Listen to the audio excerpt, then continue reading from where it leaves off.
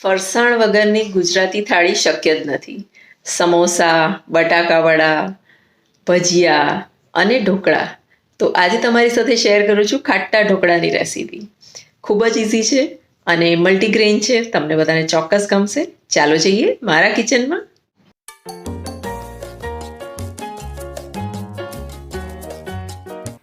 ચણાની દાળ, મગની દાળ, અડદની દાળ અને ચોખા. આ રીતના ઢોકળા એકવાર બનાવી જોજો અને ગમે તે ટાઈમે ખાશો હેલ્ધી જ રહેશે. તો ચાલો તેનું માપ જોઈ લઈએ. જેમાં આપણે આ મોટો કપ એટલે 1 ફૂલ કપ ભરી અને રાઈસ લઈશું. ચોખા કોઈ પણ ક્વોલિટીના તમે લઈ શકો છો. અહીંયા મારી પાસે કમોદના ચોખા છે એટલે મેં તે લીધા છે. તે હું 2 કપ ભરીને ચોખા લઈશ. આનું માપ તમે એક્ઝેક્ટ રાખવાનો પ્રયત્ન કરજો તો પરફેક્ટ ખાટા ઢોકળા તમારા બનશે. તો 2 કપ ભરી અને આપણે ચોખા લઈશું.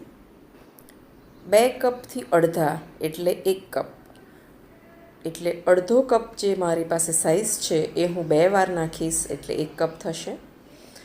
એ ભરીને આપણે ચણાની દાળ લઈશું.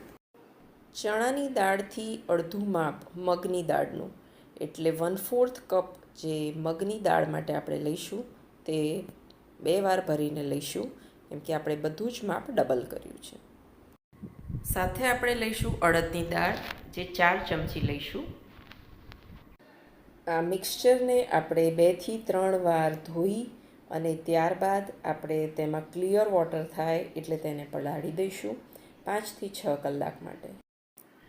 દાળને સરસ રીતે મચેડીને ધોવી જરૂરી છે અને આ વાત ઉપર ખાસ ધ્યાન આપજો કે આને તમારે 2 થી 3 વાર ધોવાનું છે અને ત્યારબાદ તેને પલાળી રાખજો.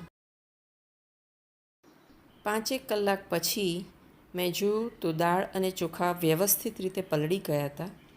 એ સમયે આપણે 1 વાટકી પૌવા, જાડા અથવા પતલા તમારા ઘરમાં જે હોય તેને તાત્કાલિક પલાળી દેવાના. વાટવાનો ટાઈમ થઈ ગયો છે, સાથે આપણે પૌવા પલાળીને રાખવાના છે. હવે આ મિક્સચરને આપણે મિક્સીમાં ક્રશ કરીશું. બને એટલું પાણી બધું ડ્રેઇન કરી દઈશું. ક્રશ કરતાં પહેલાં આપણે તેની અંદર 1 ચમચો મોટો ભરી અને દહીં એડ કરીશું. દહીં તમારી પાસે જે પણ અવેલેબલ હોય એ વાપરી શકાય છે. ખાટું અથવા મોડું એનો કોઈ ફરક પડતો નથી. તો મિક્સચર આપણું ક્રશ થઈ ગયું છે અને ચાલો આપણે જોઈએ કેવું ક્રશ થયું છે. સરસ એ ક્રશ થઈ ગયું છે અને આવી રીતનું મીડિયમ કકરું છે અને આ જ ટાઈપનું મિક્સચર આપણે જોઈએ છે. બીજી બેચ જ્યારે દળીશું ત્યારે તેની સાથે આપણે પલાળેલા પૌવા એડ કરી દઈશું અને સાથે 1 ચમચી દહીં તો આપણે નાખી જ દઈશું. અને હવે આને સેમ ટેક્સચરનું ક્રશ કરી દઈશું. ખીરું તૈયાર થઈ ગયું છે, તેને બીજા 5 કલાક માટે આપણે આથો લેવા મૂકી દઈશું. 5 કલાક પછી તમે જોઈ શકો કેવો આથો આવ્યો છે. ઉપરનો પડનો રંગ અલગ છે અને નીચે યલો છે. તો આથો આવે ત્યારે આવી રીતનું ઉપર આથો આવી જતો હોય છે. અને હવે આપણે આ બધા જ મિક્સચરને સારી રીતે મિક્સ કરી દેવાનું છે. જો કેવું ફર્મેન્ટ થયું છે, અંદર બબલ્સ ક્રિએટ થયા છે અને એટલે જ એ સરસ આથો આવ્યો કહેવાય. આવી રીતે તમે આથો આવેલું ખીરું ઘરે સારી રીતે બનાવી શકો છો અને એના ફર્સ્ટ ક્લાસ લાઈવ ઢોકળા આપણે તૈયાર કરીશું. મલ્ટીગ્રેન ઢોકળા ખાવાનો એક અલગ જ આનંદ હોય છે અને આ તો સરસ ખાટા ઢોકળા બન્યા છે. ખાટા ઢોકળા મને અતિશય પ્રિય છે અને દાળ ચોખાથી જ્યારે આપણે તેને બનાવીએ છીએ ત્યારે ખૂબ જ સરસ હેલ્ધી રેસીપી એ તૈયાર થાય છે. હવે ઢોકળા 2 થાળીમાં મૂકવા માટે એમાં જોઈતું ખીરું આપણે બીજા વાસણમાં ટ્રાન્સફર કરી દઈશું અને તેમાં મસાલા કરીશું. તો ચાલો જોઈ લઈએ કયા મસાલા જશે આપણા લાઈવ ઢોકળામાં અને ઢોકળા એકદમ ટેસ્ટી બનશે. આ મિક્સચરને આપણે થોડું પાતળું કરીશું એટલે તેનામાં થોડુંક પાણી એડ કરીશું. લગભગ અડધો કપ જેવું પાણી એડ કરીશું. પાણી નાખી અને આપણે જોઈશું કે ટેક્સચર બરાબર પાતળું ખીરા જેવું થયું છે કે નહીં. ન થયું હોય તો થોડું વધુ પાણી એડ કરીશું અને જેવું ખીરું આપણે ઢોકળા માટે જોઈતું હોય સામાન્ય પતલું એવું આપણે તૈયાર કરીશું. આ ટાઈપનું ખીરું તમે તૈયાર કરશો, આવું રની હોવું જોઈએ, તો સરસ તમારા લાઈવ ઢોકળા તૈયાર થશે. ચાલો હવે બીજા મસાલા જોઈ લઈએ. અહીં આપણે મીઠું નાખીશું, કેમ કે આપણે ક્યાંય મીઠું નાખેલું નથી આથો લાવતી વખતે નાખ્યું કે નથી દાળ ક્રશ કરતી વખતે નાખ્યું.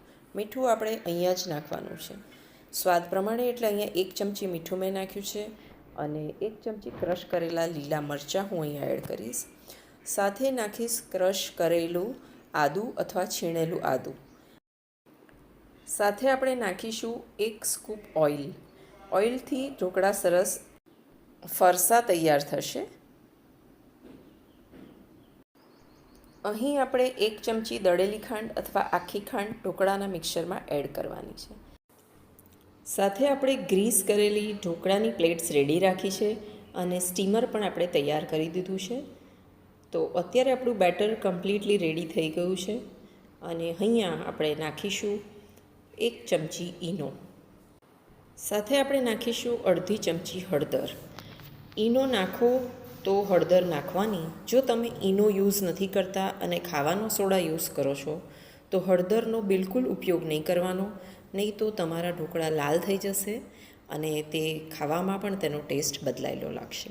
તો આ ચોક્કસ યાદ રાખજો કે ઈનો નાખો તો જ હળદર નાખવાની.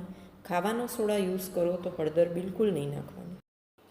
સ્ટીમર આપણું રેડી થઈ ગયું છે અને થાળી પણ ગરમ થઈ ગઈ છે. હવે આમાં બેટર આપણે પાથરી અને રેગ્યુલર જેમ ઢોકળા બનાવતા હોઈએ એમ તેને બનાવવાના છે.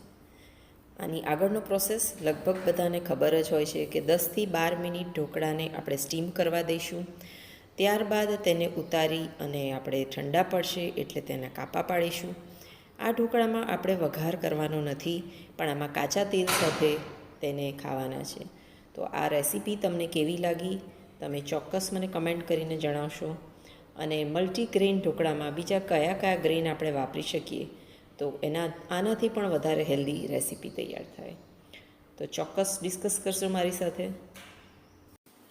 ઉપર આપણે લાલ મરચું સ્પ્રિંકલ કરી થઈશું, એનાથી ઢોકળાનો સ્વાદ ખૂબ સરસ લાગશે. 10થી 12 મિનિટ આપણે સ્ટીમર કુકરને બંધ કરી અને ચડવા દઈશું.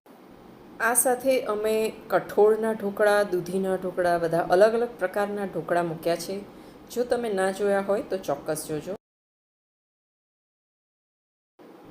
10થી 12 મિનિટ થઈ ગઈ છે અને હવે હું કુકર ચેક થયા છે કે નહીં. ઢોકળા દેખાઈને જ ખબર પડી જાય છે કે તૈયાર થઈ ગયા છે. હવે આપણે તેને નીચે ઉતારી લઈશું. આ સમયે આપણે ઢોકળાની થાળી પર થોડુંક તેલ એડ કરીશું અને તેનાથી તેને ગ્રીસ કરીશું, જેનાથી આપણા ઢોકળા લુખ્ખા નહીં લાગે ખાતી વખતે અને પરફેક્ટ પોચા અને સ્મૂથ ઢોકળા તૈયાર થઈ જશે. તો આવી રીતે આ ઢોકળા તમારે તૈયાર કરવાના અને તેને લસણની ખાટી ચટણી સાથે તમારે ખાવાના. જો આ રીતે તમે ઢોકળા એકવાર લાઈવ ઢોકળા જેવા બનાવીને જોશો તો તમને આ રેસીપી ખૂબ જ ગમશે અને એક ટાઈમનું ડિનર પણ એ તમારું તૈયાર થઈ જશે. તો ચાલો હવે આપણે તેને કાપી અને સર્વ કરીએ.